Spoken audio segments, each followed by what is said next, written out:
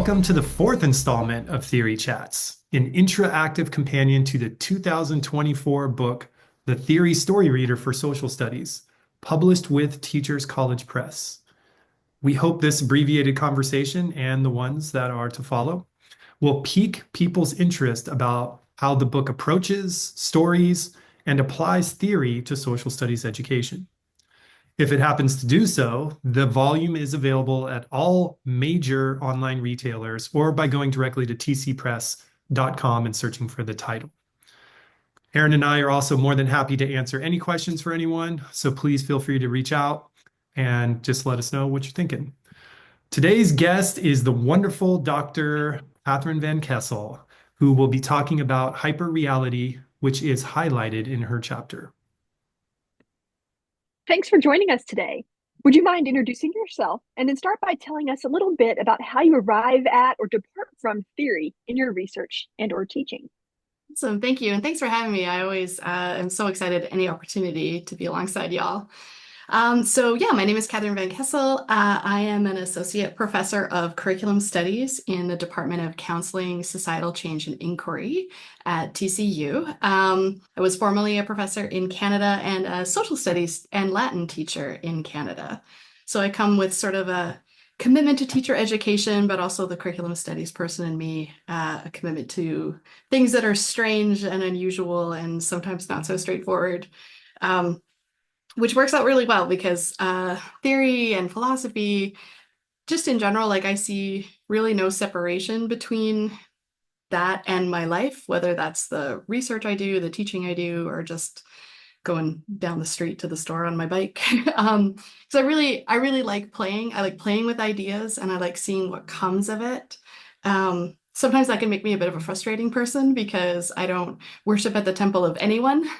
There's theorists that I really like, and I like to play around with their ideas, but I'm not married to one.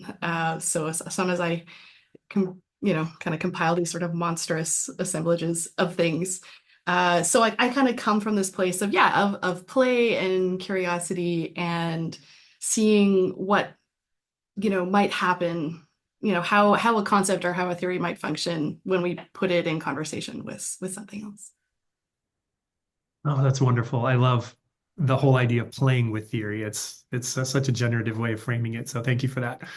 Okay, so our next question is why hyperreality, which is the concept featured in your chapter. Yeah, why not hyperreality? No, I'm just kidding. I won't do that to you. For me, I am personally and professionally frustrated with our kind of assumptions about reality. I think we want to take it as a given with our heart of hearts, deep, deep inside of us. We want to have this stable thing and something is what it is, and it shall always be that thing. And we can use our logical brains to sort of figure out what has gone on, what's going on now, and what will go on. Because I just I can't believe in that anymore. And this isn't saying that we should fall into and accept a post-truth world, because I'm really talking about a post-reality world, not necessarily a post-truth world. So there are standards, there are, meanings that we ought to make in communities and not in isolation, and all of these sorts of things. So it's not an anything goes kind of proposition. But what hyperreality does is it's through Jean Baudrillard, it's this really intense provocation that reality is not a stable thing. Baudrillard himself focuses really on, what's happened with technology and how technology has kind of exacerbated this situation, but that in itself, it's this deep philosophical problematic, in the very philosophical sense of a problematic with nested and knotted problems underneath, where there isn't a one-to-one relationship anymore. And unlike other theorists like the great philosopher Plato, we can get to that nugget of reality if we just think really hard.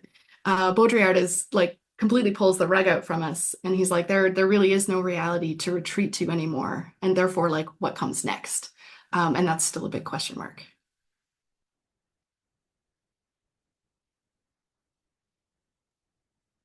Thank you. So Baudrillard and hyperreality are so timely and relevant, as you talked about in this day and age with so much from questioning of reality that's going on. And so we're grateful that you decided to write about that for our book. So since the book is inspired around the idea of Deleuze's suggestion of being on the lookout, what are some ways that theory reveals itself or works in your own life, whether that's in the classroom or outside of it? Oh, I love that question. Thank you. I really like it for the fact that it invites me to ask different questions in whatever those spaces that I might be in. So, like I think of it as opening up, ways to maybe loosen the reins on our need to like name, categorize, and understand whatever it is that we're kind of looking at.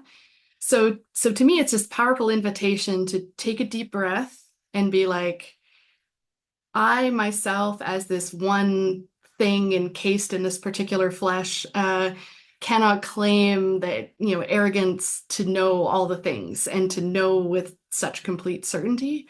So it invites this, I think, humility. So whether that's understanding what's going on with my son at school, whether that's trying to figure out how to, buy as ethically as I can in an unethical atmosphere.